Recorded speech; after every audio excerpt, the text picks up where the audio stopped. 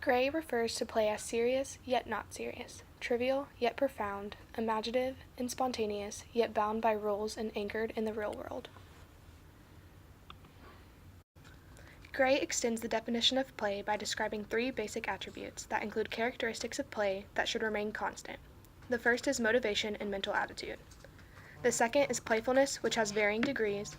And third, it should be self-chosen and self-directed, with freedom to act rather than achieving a specific outcome-based goal.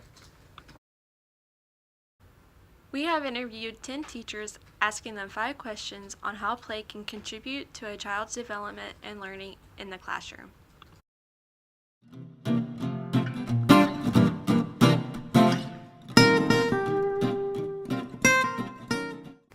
A reciprocal relationship means having an interactive relationship between the teacher, children, and their families. Relationships are interactive and grounded in the perception of fairness, integrity, honesty, dignity, quality, and excellence. A positive relationship will help foster good and engaged behavior in your classroom. Students who are reported to have engaged behavior are more likely to have strong teacher involvement and motivation to learn.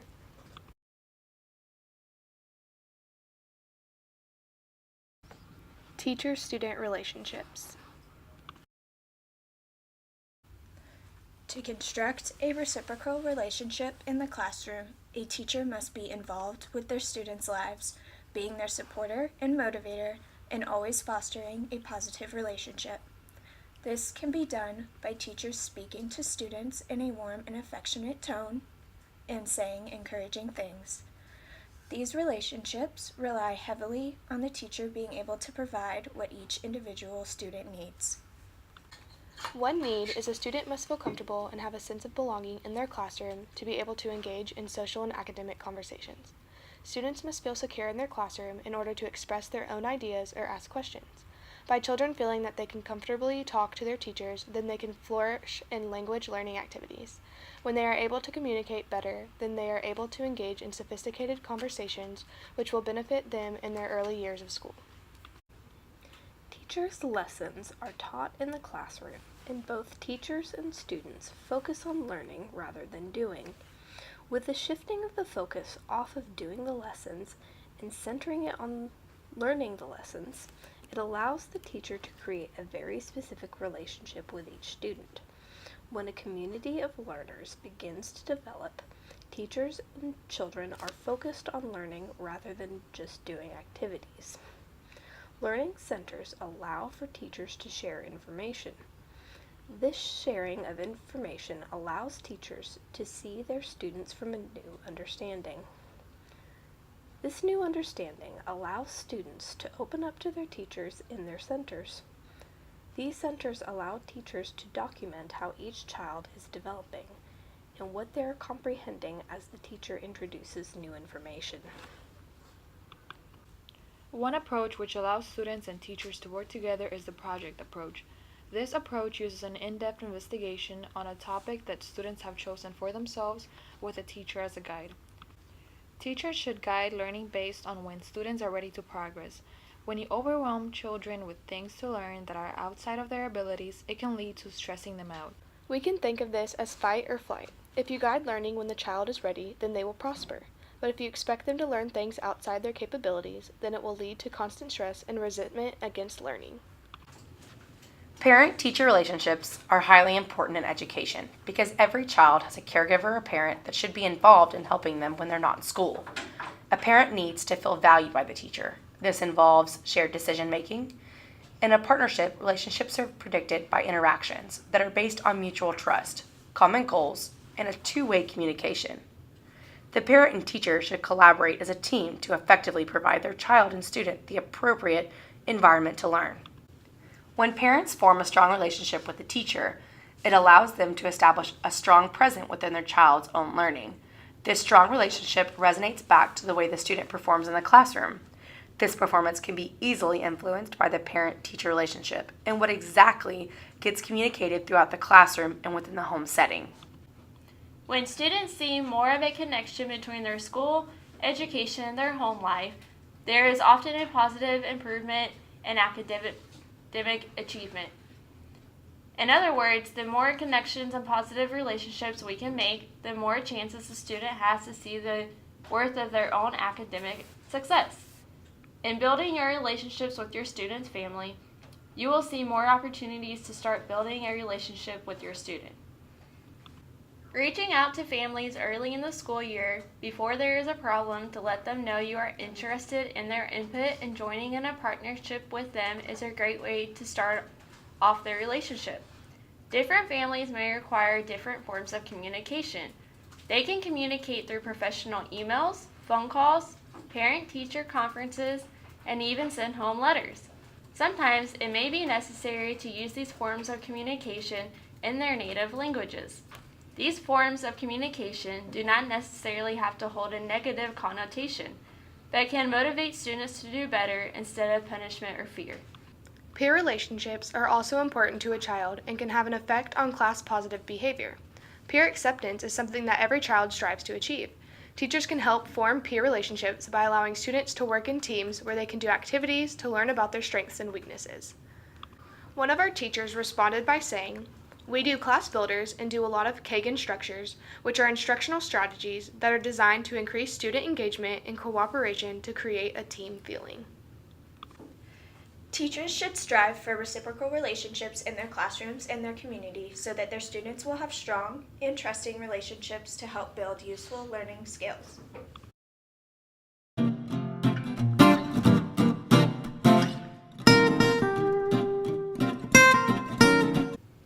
A teacher should incorporate play in the classroom because it offers important benefits to the student, including opportunities for children to express themselves clearly, engage in problem solving, and experience the world around them. Play intrinsically motivates students to learn and allows them to explore their world naturally. Learning through play also helps children improve their social and cognitive skills. Social interaction involves engaging in everyday conversation. This includes open-ended conversations that encourage students to think critically about the question asked. Play can be introduced in various ways. It can be introduced in centers that are open to the child's interpretation. A teacher should provide natural materials for the student to manipulate and create new things from. Each child has individual needs and learns through experiential learning and through their surrounding environment. A teacher needs to encourage the use of free play as a way to create meaningful connections for the children. This will help students create patterns and will connect subject matter to everyday life. It is important to relate subject matter to the natural world so that the students will be able to make a connection that inspires them to learn. Connections are what fosters creativity and exploration. If they find something that interests them, naturally, they will want to investigate it. As a teacher, you continue to support this type of free play in your classroom, and you will be able to assist your students in creating multiple new connections, which in turn will help them understand the newly learned content in depth. Easy steps to incorporate play in your classroom are: collecting and using loose parts can be as simple as finding odds and ends collected in an easily accessible container that students can reach for whenever they feel the desire to. Another strategy that can be implemented in the classroom would be designing spaces to promote exploration and investigation. When children are given the physical space, they will oftentimes take the opportunity to express through play by challenging themselves and creating new skill sets. Another thing to consider is time. Children need to know that they have enough time to finish what they have started. This will allow them to go deeper into their thinking. By allowing students to interact socially, they will be able to learn communication skills, which will help develop their ability to cooperate with others. Additionally, it will help them explain why they are doing whatever activity they choose to do. This provides an outlet for students to base decisions and perceptions on what they already know. A child learns through their perceptions. The whole brain revolves around previous knowledge. A child's working memory lasts about 20 seconds. Then information will get lost. So a lecture or a worksheet is not cognitively engaging enough for a student to develop and learn. Play encourages the development of executive functions. A child will develop their working memory by being able to explain their actions. By being able to stop activities and share with others, they will develop their inhibitory control. And when they have to adjust their findings through play, they will be able to maintain their mental flexibility. It also encourages self-regulation. Play promotes children to maintain their focus, control their bodily functions and emotions. Through play, a teacher should become more of a coach than a directress, allowing student-directed free play and encouraging their exploration of their environment around them.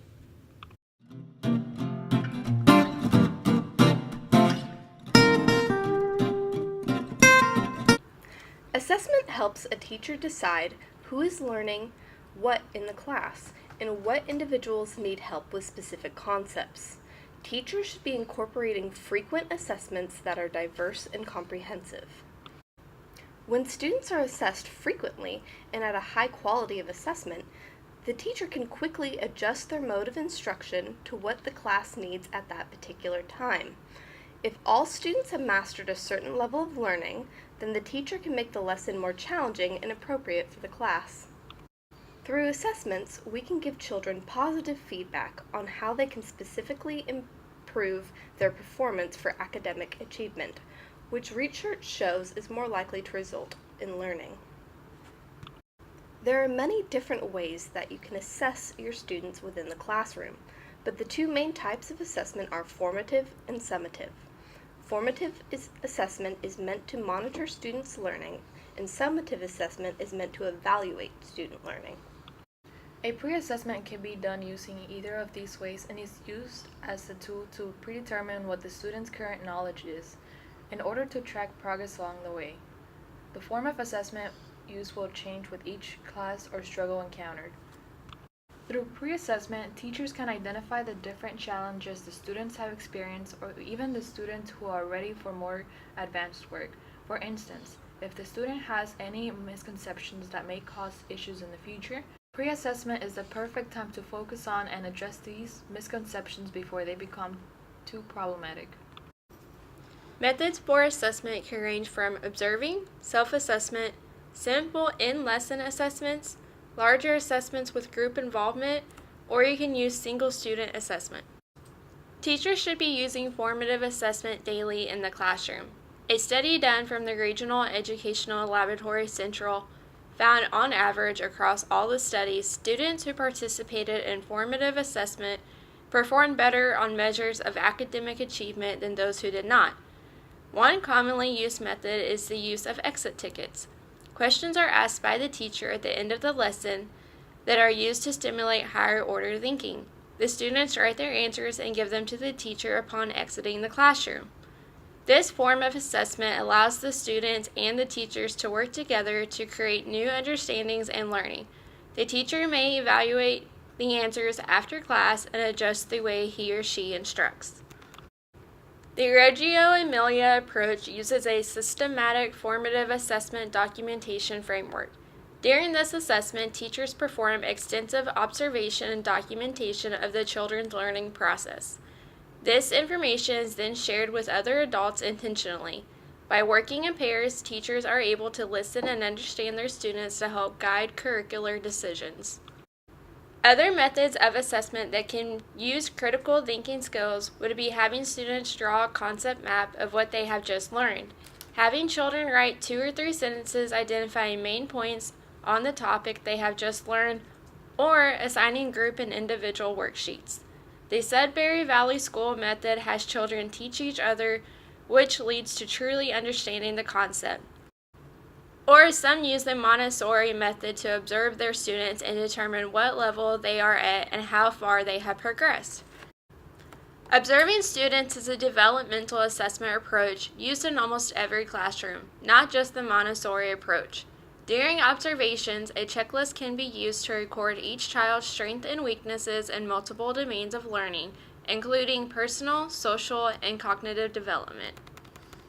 Teachers can also use summative assessment, which is a sum of the student's learning, typically happening at the end of a lesson, unit, or school year, and almost always graded. The most known form of summative assessment is our state's mandated test. Summative assessment often counts more towards a student's grade, despite the growth the student may have gained over the year. However, when speaking specifically about letter grades or vague comments, it is proven not to help students focus and identify areas in which they need to work, and may in fact create problems in confidence, intrinsic motivation, and overall academic achievement. Another way to assess your students' learning is the single student assessment. With this type of assessment, teachers are better able to see what exactly each student knows versus group assessment, where you really just learn what the group as a whole knows. There are a multitude of assessments teachers can utilize, but it is important to remember no matter which way you assess students, it should be documentation for teachers to use to benefit students in their learning processes.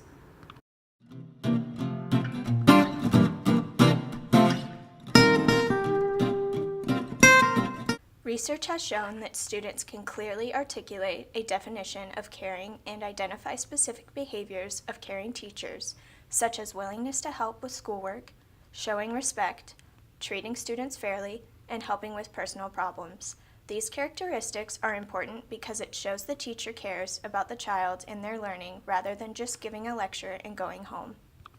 Creating a classroom community isn't typically a quick task. It takes hard work from both the teacher and the students and is largely continuous throughout the year.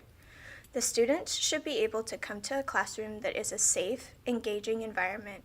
Through activities such as free play or engaging lessons, students can thrive academically, socially, and emotionally. However, sometimes students will get overwhelmed in the class, so it is important to create a place for students to feel they can escape, to relax, to let go of stress.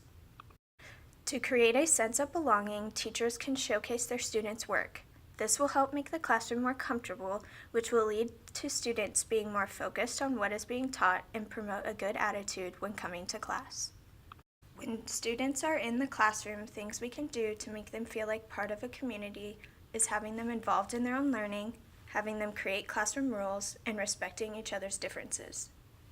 The feeling of involvement in their own learning is extremely important for students to be able to back up their learning and have the self-confidence that they need to succeed within the classroom. By being able to contribute to their learning, then they can feel supported and respected by their classmates. When they are able to contribute to the classroom community, then it creates a sense of responsibility. Being responsible for their community means that they should be able to compile a set of classroom rules. When students are allowed to contribute to class expectations, they feel more responsible for the way they should act and therefore more likely to follow said expectations and rules. To help guide students in setting expectations, the teacher must model the appropriate ways of speaking, acting, and treating people, so the students can see what it is like to be ethical human beings. When it comes to how students speak to each other, we can have them engage in compliment circles, thank you notes, positive praise papers, and meetings. These activities allow children to verbally hear positive affirmations that make the student feel important, encouraged, and included. Another expectation is teaching students to actually understand the difference between right and wrong, and if done right, it will add to the community in the classroom. This largely starts with the words we choose to say to our students. Using words that have positive effects on morale and disposition helps since we are setting an example. Respecting others should be included in these expectations. Respect for others means considering different cultures and experiences. As teachers, we have to consider that having to share space and work with someone can be intimidating for a young child. If we don't teach children to respect others' differences, then potential harassment of all types could happen as young as elementary school. Students attempt to avoid said harassment by skipping school or even go as far as to drop out completely. As teachers, we can prevent this by assigning projects, classwork, group activities, and homework that relates to our students' cultures and different interests. So as you can see, many factors are involved in creating a caring community. But by including these many different factors to construct a classroom, students will be able to be comfortable in their environment and encouraged to learn.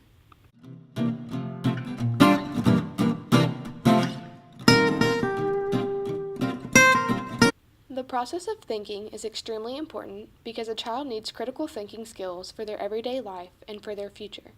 Instilling critical thinking skills in a child allows them to make appropriate and thoughtful decisions.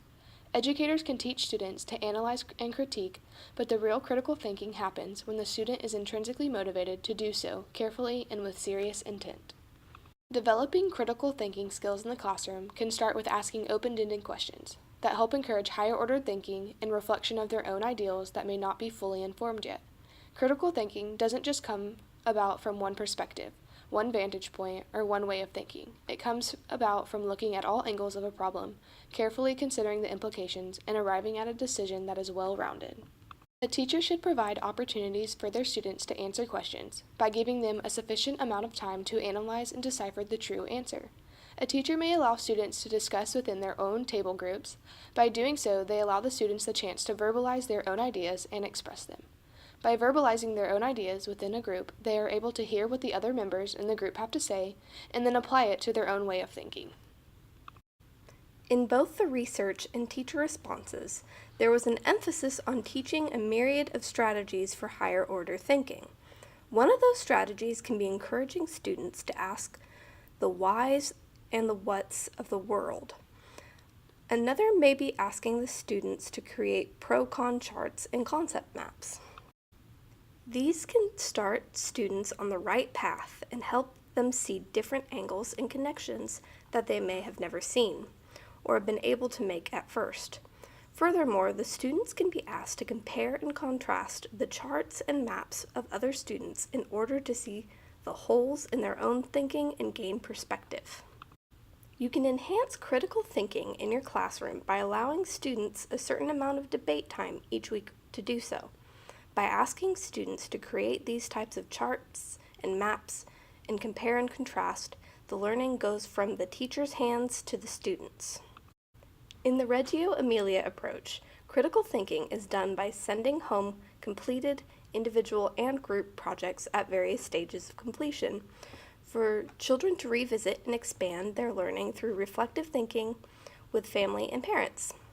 A child should be able to self-reflect and to reflect on others' work as well. Another good way to implement critical thinking is through peer assessment. This will contribute to self-correcting. If a student can find information that is new to them or different than what they have found, they should analyze the information and search for its credibility. This creates a community where students can assess their own thinking and share it with others as social interaction. Another way to enhance critical thinking is by allowing students to make mistakes. These mistakes, once they happen, can be a vital learning experience for the students and increase problem-solving skills and therefore critical thinking. By having your students discuss with you why they answered the way they did, it can allow them to see the correct answer through their own explanation. This is an amazing way to help a student understand his or her own way of thinking in order to arrive to the correct conclusion. As a teacher, you can also enhance specific critical thinking with the idea of Bloom's taxonomy. Bloom's taxonomy is a pyramid of verbs that shows the different types of learning objectives at different levels of human cognition. The order, starting at the bottom, is memorization, understanding, applying, analyzing, evaluating, and creating. One teacher explores this method by asking higher order thinking questions instead of taking yes or no for an answer. Another teacher notes that active listening, follow-up questioning, practicing wait time for student response, cooperative learning, use of logic and puzzles, pondering the whys, and connections between groups can encourage the student to move from one level of cognition to the next. Whether it be through the encouragement of group discussions and debate, the use of strategies, use of peer assessment, simply allowing your students to think through their own mistakes, or applying Bloom's taxonomy to each lesson, it is clear that critical thinking skills are vital and necessary to education and should be at the front of every teacher's minds.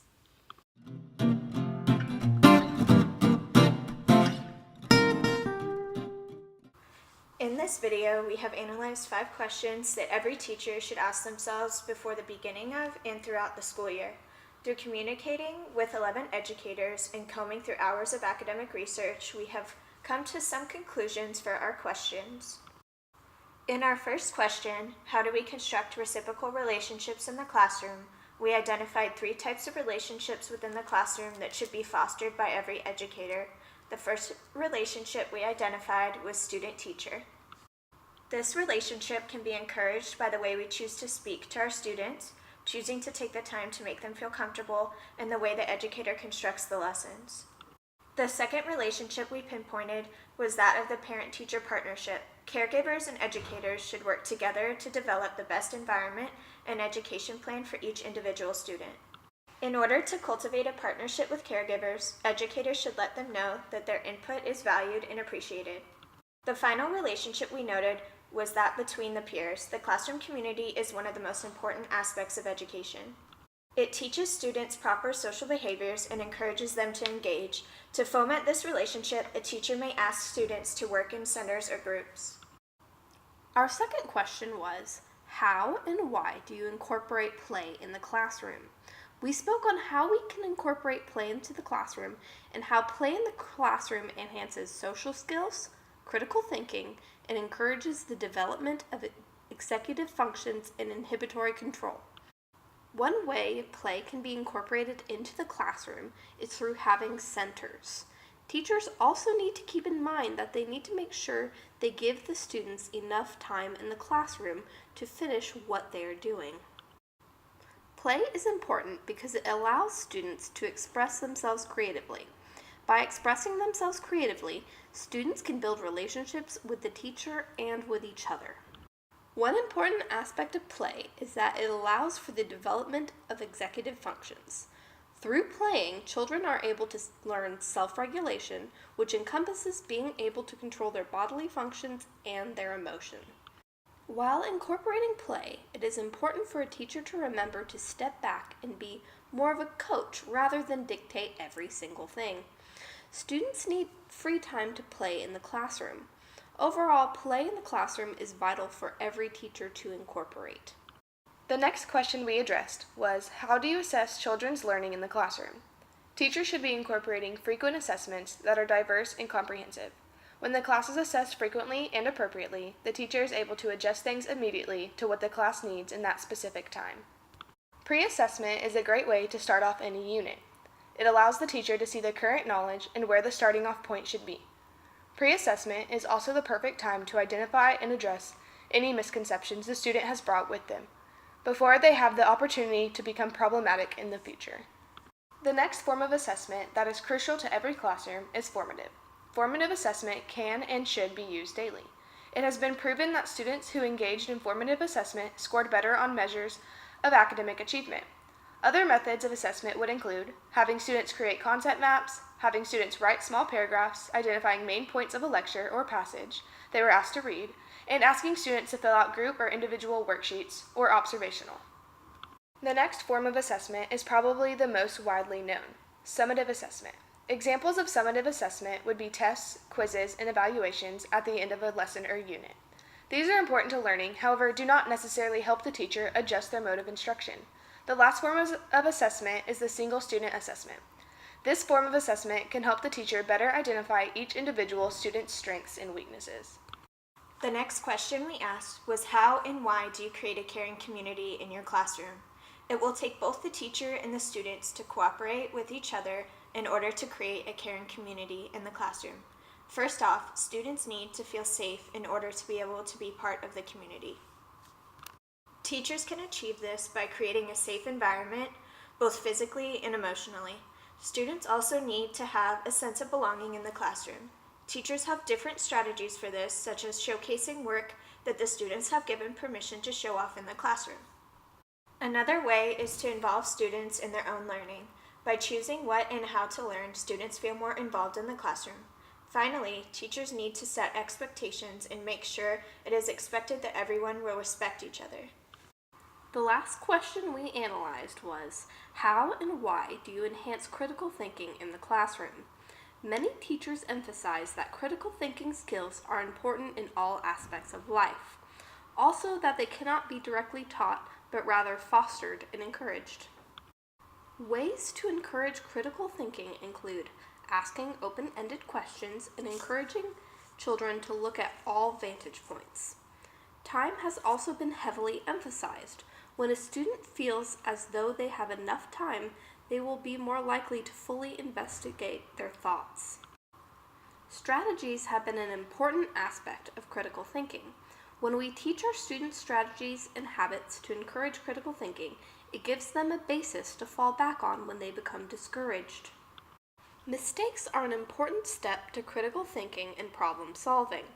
When we encounter a mistake that a student has made, it is important to allow them to explain what they were thinking and how they got there in order for them to find their own way to the right answer.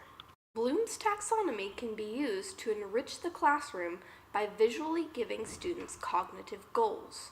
If they can read the verbs and apply them to their thinking, they can reach the next step of cognitive development.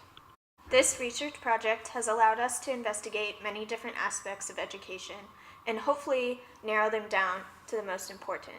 What is clear is that there is no one way to teach. There isn't one approach or one specific thing that we as educators can do that will enrich education for every student. Rather, there are a plethora of things we all need to assess and implement in the classroom in order for our students to gain a full and well-rounded education. Gray refers to play as serious yet not serious, trivial yet profound, imaginative and spontaneous yet bound by rules and anchored in the real world. He extends that by describing 3 basic attributes that include characteristics of play that should remain constant.